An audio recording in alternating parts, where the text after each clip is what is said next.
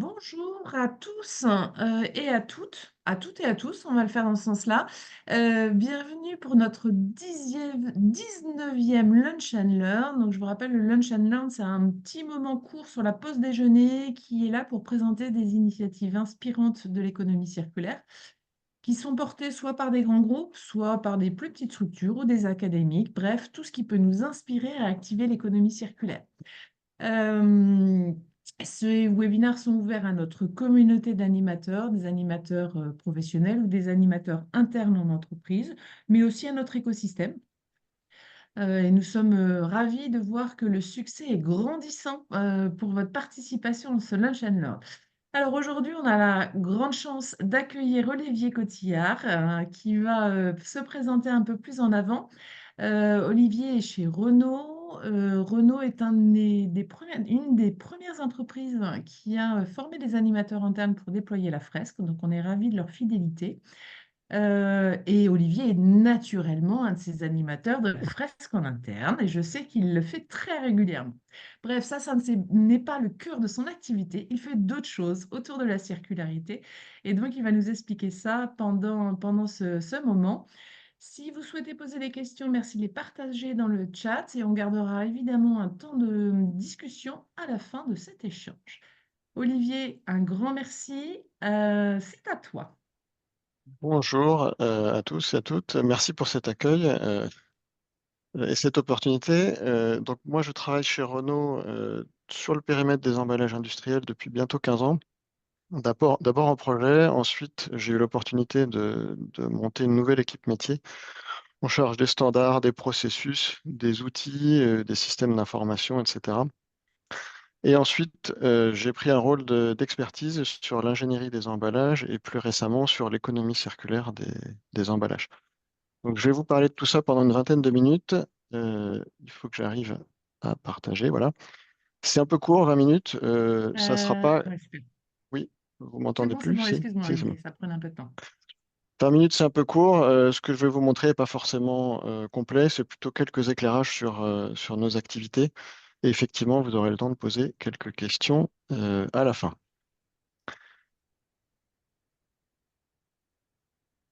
Voilà. Alors, pour démarrer, finalement, quel est le contexte? De quels emballages industriels on parle dans l'automobile? Alors, je suis pas là pour vous faire la promo de Renault. Par contre, ce qu'il faut savoir, c'est que nos différents sites industriels sont soutenus par une supply chain mondiale amont assez complexe qui, chaque jour, va chercher des centaines de milliers de pièces chez des milliers de sites fournisseurs pour les acheminer jusqu'à nos usines d'assemblage de véhicules. Ça représente 3000 à 3500 camions ou 5% d'entre eux conteneurs maritimes chaque jour, avec évidemment des pièces dans des emballages. C'est de ces emballages-là dont je vais vous parler. Je ne parlerai pas des emballages après-vente de pièces détachées, qui est une activité totalement différente. Alors, ces emballages, d'abord, euh, il y a des emballages de transport euh, dans lesquels on met les pièces. Pour les petites pièces, c'est majoritairement des bacs plastiques retournables sur des palettes plastiques. Dans quelques cas particuliers, on a des emballages spécifiques à une pièce et pour la très longue distance, on peut avoir un peu de carton sur des palettes bois. Pour les grandes pièces, c'est le même principe, pardon. Majoritairement des emballages standards métalliques repliables. Un peu d'emballage spécifique. On imagine bien qu'une planche de bord, on ne la met pas en vrac un emballage grillagé comme ça. Et pareil pour des flux intercontinentaux ou de la grande distance, des emballages carton ou bois en plus. Donc ça, c'est l'emballage de transport. À l'intérieur, il faut généralement autre chose, pas, en fonction de la pièce. Donc si on a une pièce qui n'est pas fragile, on peut directement positionner ces pièces dans les emballages. S'il y a besoin de protection contre le choc, le frottement, la poussière, la corrosion et des charges électrostatiques, etc., on peut avoir à l'intérieur des éléments de calage qui sont retournables si ça fait sens économiquement d'un point de vue CO2, des poches textiles, des plateaux plastiques, des cales en matériaux expansés. À défaut, quelques éléments à usage unique en carton et malheureusement aussi en plastique pour protéger et caler les pièces. Alors, quelques chiffres sur ces emballages. Alors sur le périmètre Europe élargi, nos emballages standards retournables, on en a environ 5 millions hein, qui circulent entre une vingtaine d'usines et quasi 2000 sites fournisseurs. Sur les 5 millions, il y a évidemment plus de petits bacs que de gros emballages métalliques.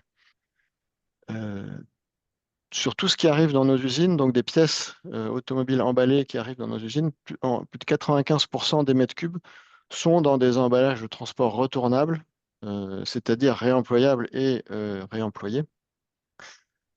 On génère quand même quelques déchets avec les petits pourcentages complémentaires et puis également les éléments de calage à usage unique qui peuvent être à l'intérieur.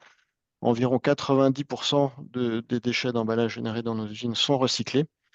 Et alors, ce qui est important, c'est que finalement, si on n'avait pas ces 95% en emballage retournable, eh bien, on générerait une quantité de déchets dans nos usines 10 à 20 fois plus grande. Autant dire que ce serait ingérable. Alors, une fois qu'on a dit ça, on a des emballages retournables, on trie nos déchets. Finalement, est-ce que ça vaut le coup d'aller plus loin? Est-ce qu'il y a quelque chose à faire? Parce que quand on regarde, c'est pareil à la maison ou sur un poste de travail dans une usine, on ne voit pas beaucoup de déchets, ils sont rapidement évacués. Par contre, quand on creuse un peu, si on regarde ce qui se passe à Paris après quelques jours de grève de collecte, ou si on va visiter la déchetterie d'un site industriel, et ben finalement, on se rend compte de la masse qui reste encore. Et quand bien même on est déjà pas mal avancé, on se doit de continuer à réduire ces déchets, que ce soit à la maison comme dans les activités professionnelles. Alors, je vais parler un peu d'économie circulaire, forcément, c'est le thème aujourd'hui. J'ai classé ça suivant les trois axes de la fresque, mais en découpant un peu différemment, pardon par avance pour ça. On te pardonne, on te Le- pardonne. sur la partie donc pré-usage, éco-conception, quelques petits éléments. Alors d'abord, tout ce qui est emballage standard, évidemment, ont des dimensions standardisées. Par contre, les emballages spécifiques à une pièce, Une petite question, quand tu dis oui, standard, c'est du standard Renault multimodèle Renault, ou c'est un standard secteur c'est un automobile en standard général? Renault. Alors, D'accord. Ok. les bacs sont un peu plus larges que Renault. Les gros emballages métalliques nous sont propres. Donc, les emballages standards ont forcément des dimensions standards. Par contre, tout ce qui est emballage spécifique, jusqu'à il y a quelques années, on essayait de les faire ajuster au millimètre près autour des pièces. En fait, c'est une erreur. Si c'est pour mettre la même quantité d'emballage dans un camion, au final, on gagne rien. Donc, il y a tout intérêt à standardiser les emballages sur des dimensions qui correspondent à des sous-multiples du camion et ça permettra par la suite de maximiser les opportunités de Ok. réutilisation ou de rétrofit puisqu'on est déjà au maxi de ce qu'on peut faire pour remplir le camion.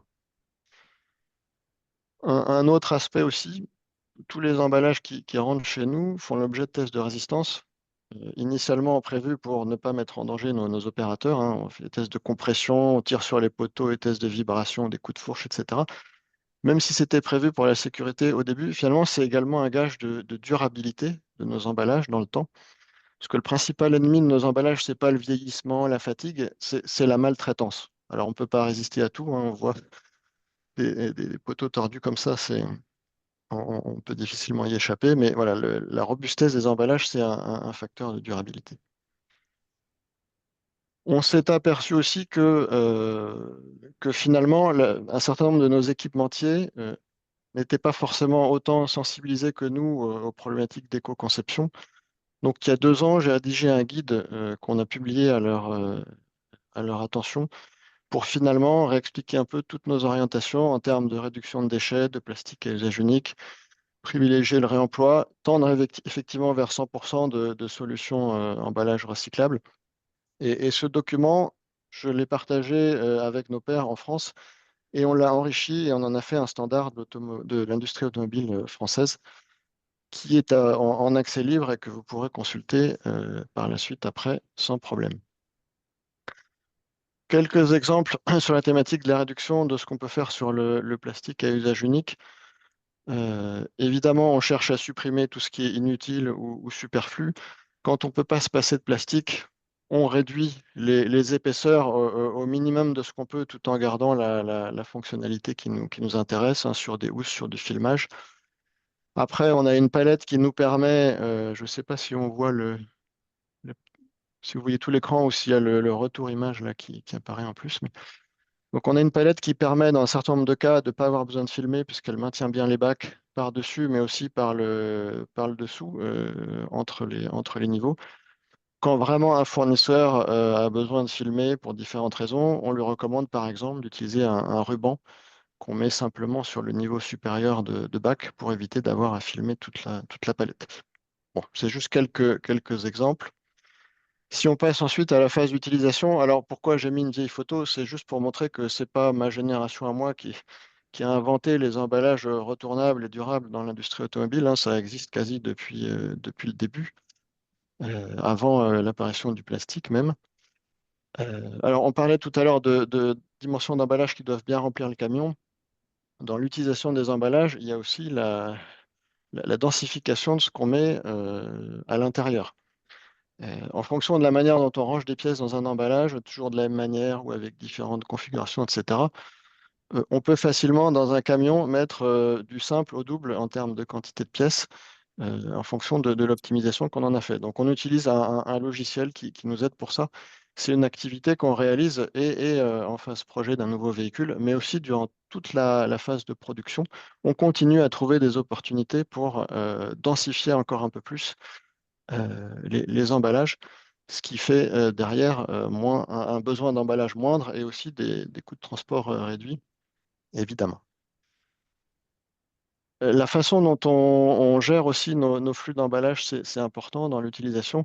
Tout ce qui est emballage spécifique, on est forcément obligé de renvoyer l'emballage au fournisseur de la pièce concernée, puisqu'il n'y a que lui qui peut l'utiliser. Tout ce qui est emballage standard, finalement, on va le renvoyer au fournisseur le plus proche qui en a besoin. Par exemple, un équipementier en Pologne qui envoie des pièces jusque dans une usine Renault en Espagne, l'emballage vide, une fois qu'il est vide, on va le renvoyer plutôt vers un fournisseur espagnol qui a besoin de cette pièce et on ne va pas le renvoyer jusqu'en Pologne. Donc ça permet de réduire significativement la distance moyenne de retour à vide de ces emballages, avec différents avantages. On gagne en CO2, évidemment en coût de transport, les deux sont assez liés. Et cerise sur le gâteau qui est un peu moins évident, si la durée de transport retour est plus courte, on immobilise moins longtemps ces emballages dans ces camions. Et donc, au final, on a besoin d'un petit peu moins d'emballage au global qui circule sur cette plaque géographique où on les fait tourner. Alors, en France, on n'a pas de pétrole, mais on ne manque pas d'idées pour réparer. Euh, nos usines ont interdiction de jeter des emballages qui sont cassés. Au contraire, il y a des consignes pour les envoyer dans des centres de maintenance qu'on peut avoir en interne ou en externe par région, par plaque géographique. Donc, qu'est-ce qu'on répare? Tous nos emballages métalliques, on les répare. On change des éléments, on redresse des grilles, on redresse des poteaux, on change des pièces, on soude, on sable, on grenaille, on peint, on utilise même des vérins pour tenter de redresser des éléments qui sont un peu plus tordus. On en répare à peu près 10% chaque année de notre parc sur les métalliques. Les bacs plastiques, qui sont composés de plusieurs morceaux, ceux qui sont repliables, eh bien, on les démonte et on en refait des complets avec les morceaux en bon état qui nous restent. Et puis, nouvelle activité, depuis l'année dernière, on répare par soudure plastique des palettes et certains types de bacs. Et on a notamment sauvé 30 tonnes de plastique l'année dernière. Sur la fin de l'année, c'était le démarrage de l'opération. Alors, ça paraît bizarre, ces couleurs-là, ces bourrelets, c'est pas beau, mais en fait, on s'en fiche.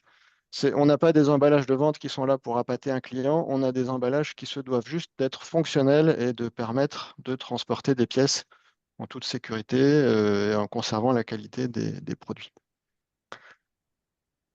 Alors, sur la partie circularisation, on tente de réemployer des éléments jusqu'à présent considérés jetables. Alors, deux exemples.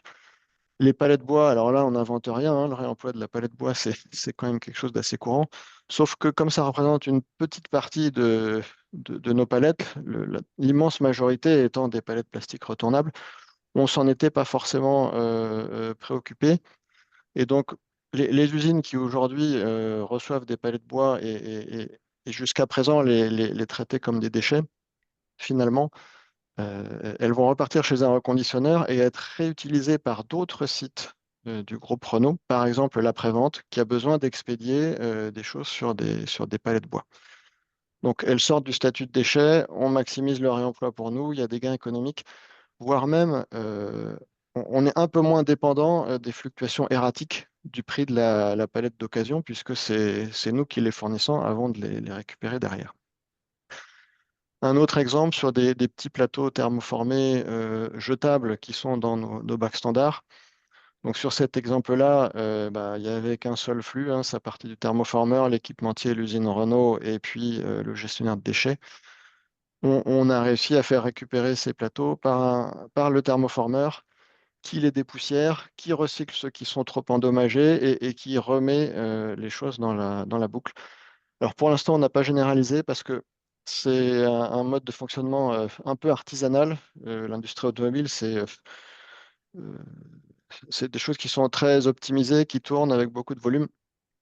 Là, la reverse logistique est un peu compliquée. Pour l'instant, on n'a pas encore réussi à généraliser ça. Et ça dépend de l'implantation. Il faut que l'implantation géographique des différents acteurs enfin, fasse sens pour pouvoir faire ce type d'opération.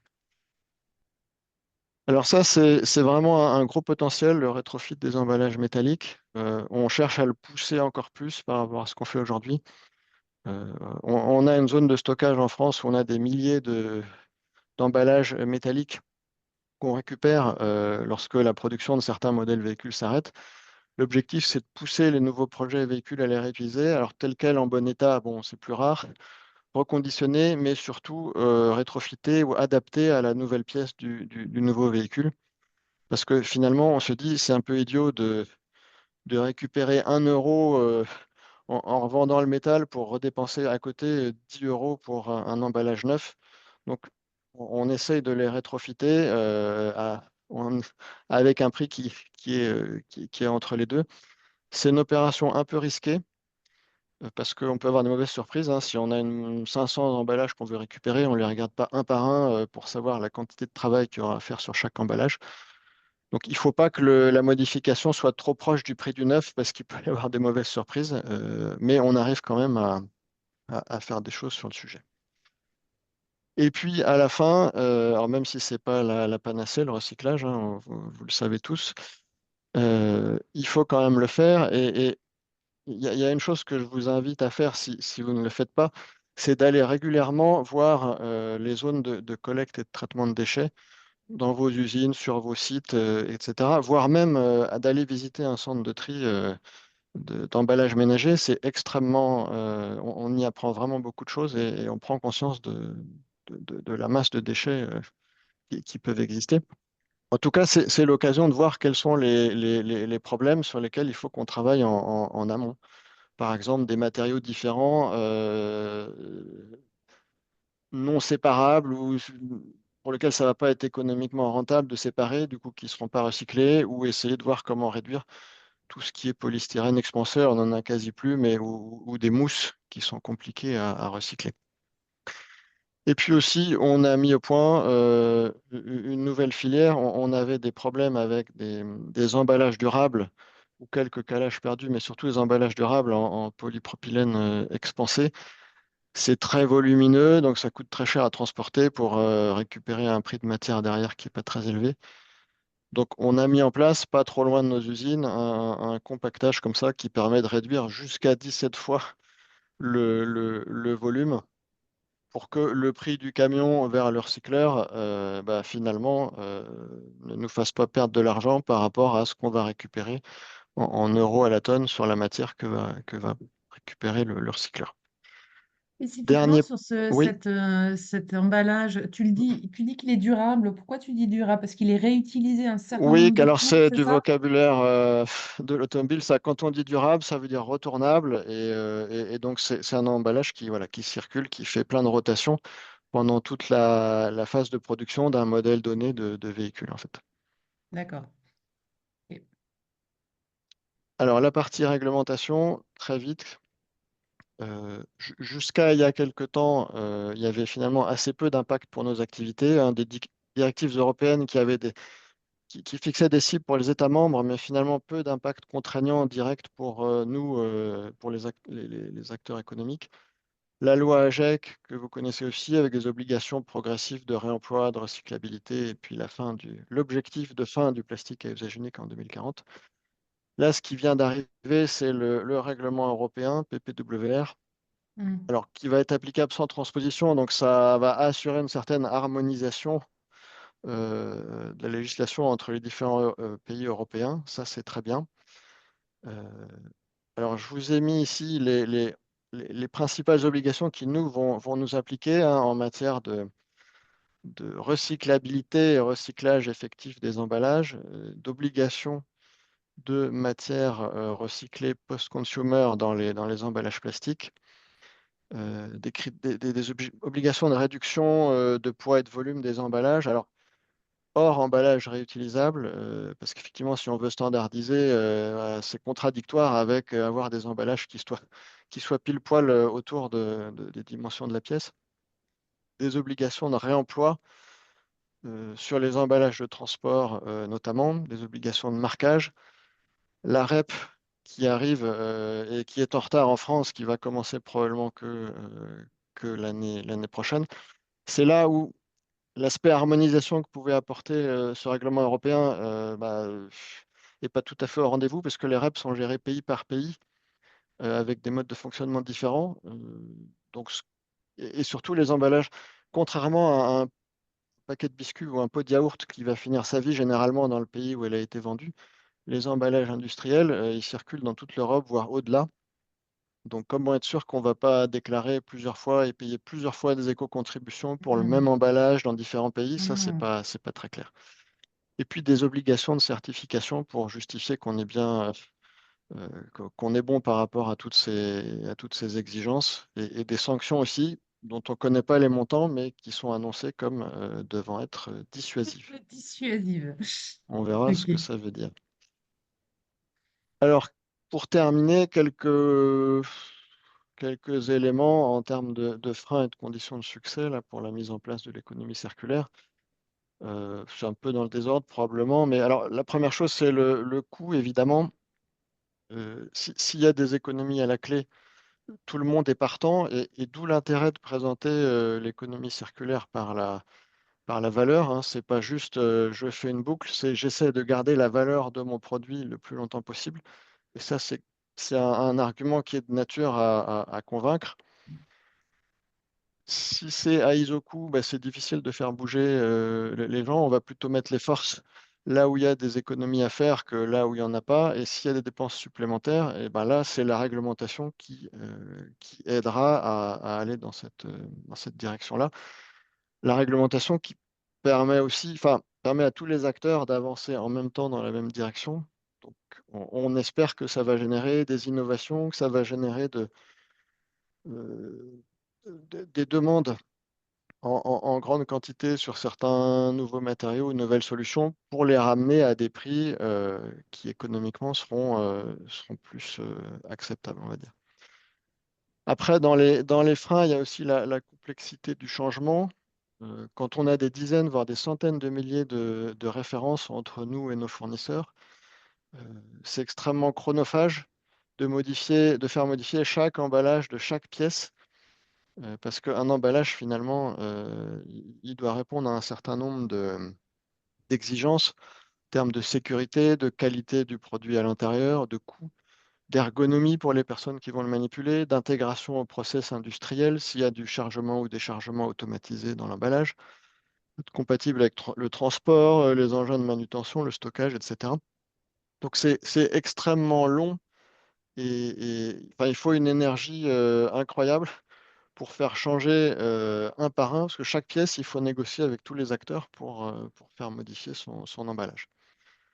Il y a le poids des habitudes aussi qui peut être un frein. Je parlais tout à l'heure de filmage de palettes quand il n'y en a pas forcément besoin. Euh, Certains de nos fournisseurs le font par habitude parce qu'ils ont toujours fait comme ça, mais est-ce qu'il faut filmer, est-ce qu'il faut cercler, est-ce qu'il faut 2 cerclages, 3 cerclages? C'est très compliqué, et comme il n'y a pas de norme à laquelle se raccrocher, c'est difficile d'argumenter par rapport à ça.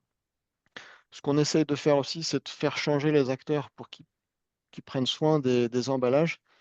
on a des campagnes régulières de prévention sur les écrans dans les usines pour faire prendre conscience de la valeur d'un emballage. Donc, on met des photos d'emballage et puis des billets de 200 euros ou plus à côté pour montrer qu'il faut en prendre soin quand même.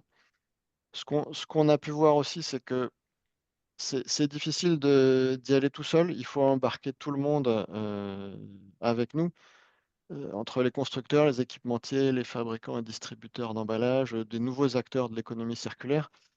Euh, Encore une fois, pour que tout le monde aille dans la même direction, pour qu'il y ait de la standardisation sur les emballages et pourquoi pas aussi sur tout ce qui est tous les accessoires et éléments de calage à l'intérieur.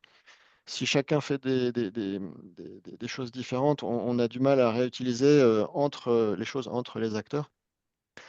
Et puis un point super important aussi, c'est le partage des gains avec tous les acteurs concernés. Si aujourd'hui certains acteurs, par exemple, tirent profit de la valorisation matière ou du recyclage, c'est dur de les embarquer dans un projet en leur disant, ah bah ce revenu-là, vous ne l'aurez plus parce qu'on va vous prendre vos emballages pour les réemployer, ce qui va nous faire gagner ailleurs. Donc voilà, il faut répartir les gains entre les différents acteurs, entre un constructeur et son équipementier, ou entre, même en interne, entre une usine et une autre, etc. Si on veut que tous les acteurs se sentent impliqués, concernés et motivés pour bouger, voilà, il faut que les éventuels gains économiques soient partagés entre tous. Voilà, alors C'est j'ai clair. dépassé un petit peu, certainement, Oui, mais écoute, c'était intéressant, Olivier. Puis je pense que c'était notamment la dernière partie aussi que tu nous fasses partager tes retours d'expérience. C'était vraiment très intéressant. Ce qui me frappe, moi, en fait, et après je vais surtout laisser on va poser les questions des participants, mais c'est que par cet exemple de l'emballage, en fait, on voit l'importance de l'économie circulaire, comment elle oblige à désiloter, intégrer les partenaires extérieurs et qu'on peut appliquer ces principes partout. Donc c'est vraiment très intéressant de voir ça.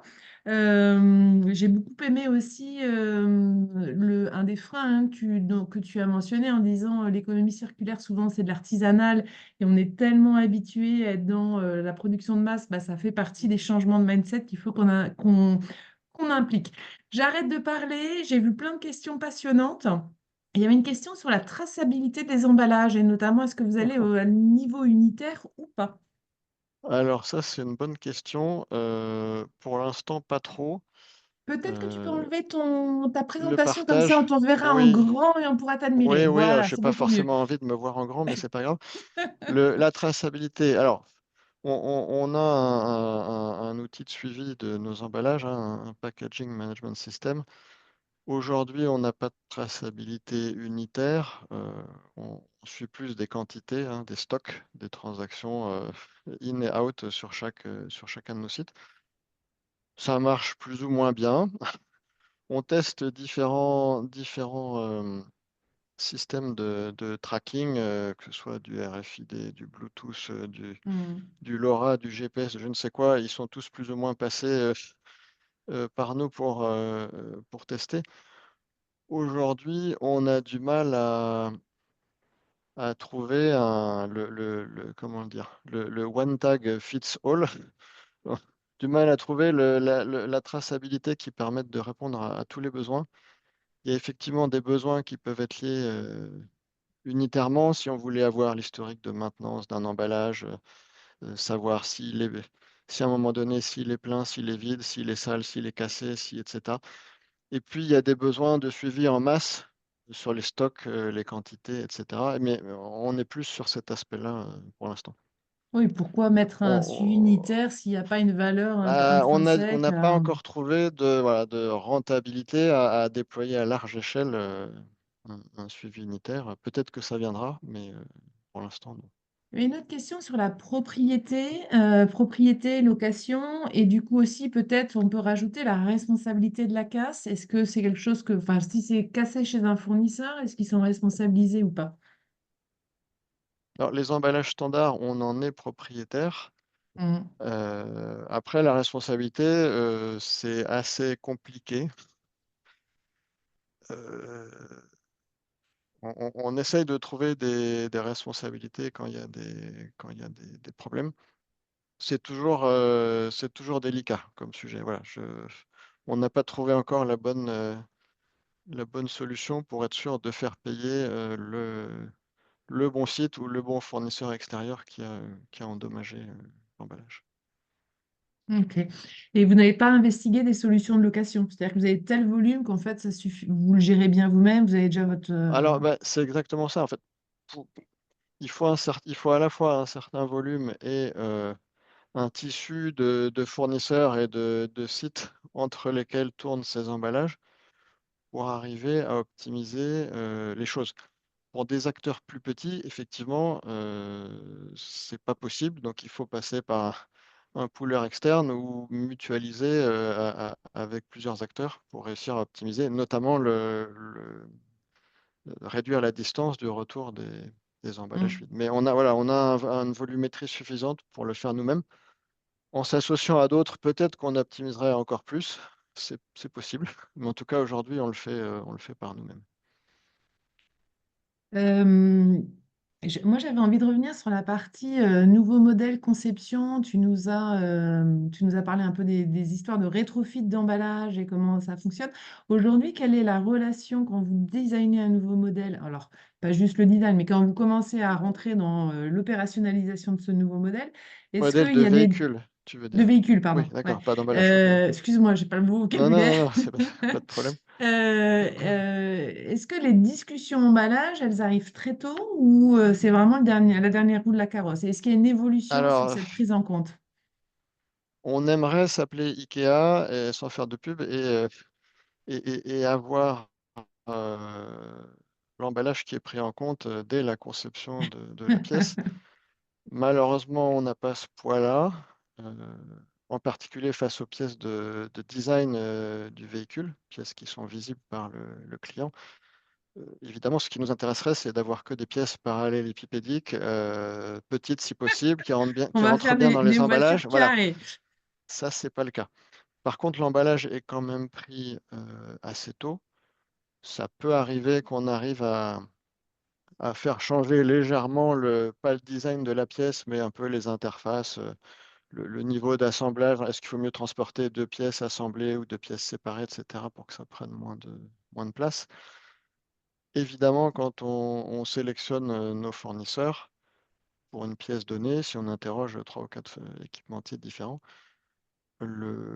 l'emballage et les coûts de transport qui vont avec sont intégrés évidemment dans l'équation globale qui nous permet de sélectionner un équipementier pour fabriquer une pièce donnée.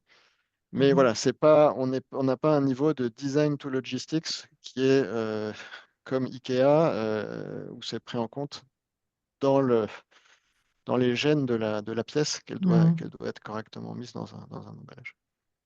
Et encore, j'imagine que ça a déjà beaucoup évolué par rapport à avant, par rapport Oui, à oui, ça. oui, on a fait beaucoup de progrès, mais voilà, c'est pas forcément nous qui avons le dernier mot sur le design d'une pièce.